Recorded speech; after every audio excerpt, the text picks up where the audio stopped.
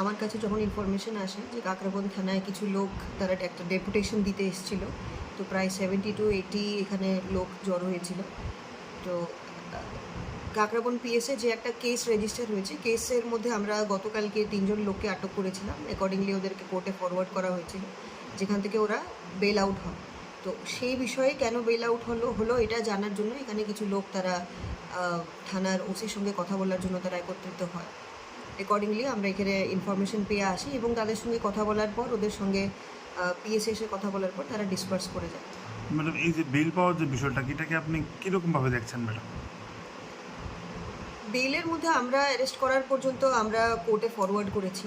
কোর্টে ফরওয়ার্ড করার পর যদি কেউ বেল পায়, এটা this is a prerogative of court, এখানে তো আমাদের কিছু বলার নেই। যে 3 জন ম্যাডাম বেল পেয়েছিল বা যে বিষয়টা নিয়ে আজকে, এটা মেন বিষয়টা মানে কী কেসের আওতাধীন মধ্যে 3 জনকে অ্যারেস্ট করা হয়েছিল ম্যাডাম? এখানে ইলেকশনের দিন 12 তারিখ এপ্রিলে প্রায় 10টা সাড়ে 10টার দিকে তুলামুড়া ফরেস্ট অফিসের সামনে যখন এমএলএ অভিষেক দেব রয় স্যার উনি যখন তুলামুড়া থেকে মাতাবাড়ি যাওয়ার পথে উনি যখন ফরেস্ট অফিসের সামনে এসে পৌঁছান, ওনার গাড়িটা যখন পৌঁছায়, তখন কিছু আননোন মিসক্রিয়েন্টস ওনার গাড়িটাকে আক্রমণ করে। তো ওনার গাড়ির ড্রাইভার যখন গাড়িটাকে ঘুরিয়ে ওইখান থেকে যাওয়ার চেষ্টা করে, তখন পাল্টা আক্রমণে ওনার গাড়িটা ড্যামেজ হয়। সেই ঘটনাটাকে কেন্দ্র করে একটা কেস রেজিস্টার হয়, যেটার মূলে আমরা 3 জনকে অ্যারেস্ট করেছি। আর আজকের যে বিষয়টা, যেটা ম্যাডাম একটা তালা ঝুলিয়ে দেওয়া হয়েছিল বা সেখানে অনেকক্ষণ বন্ধ ছিল, পরবর্তী সময় আপনার আসার পর মোটামুটি কথা বলার পর পরিস্থিতির নিয়ন্ত্রণে এসেছিল, কী কথা হয়েছিল বা কিসের ভিত্তিতে পরবর্তী সময় তালা খুলে দেওয়া হয়েছিল ম্যাডাম?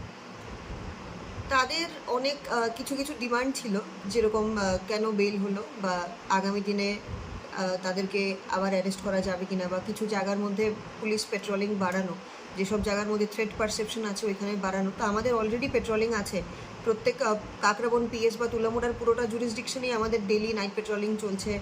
তারপর ফিক্সড পিকেটস আছে বিভিন্ন পার্টি অফিস বা বিভিন্ন থ্রেট প্রোন এরিয়ার মধ্যে। আরও কিছু জায়গাকে যাতে আমরা লিস্টে অ্যাড করি, ওইগুলো ডিসকাস করতে ওরা এসেছিলেন এখানে।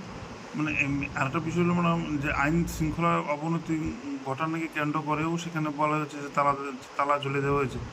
একটি পিএসের মধ্যে সেখানে তালা ঝুলিয়ে দিয়েছিল, তো সেই বিষয়টাকে কেমনভাবে দেখছেন আপনি? পিএসএ তালা ঝুলানো, it is totally illegal act. যারা এরকম ঝুলিয়েছে ওদের এগেনস্টে আমরা অ্যাকশন নেব।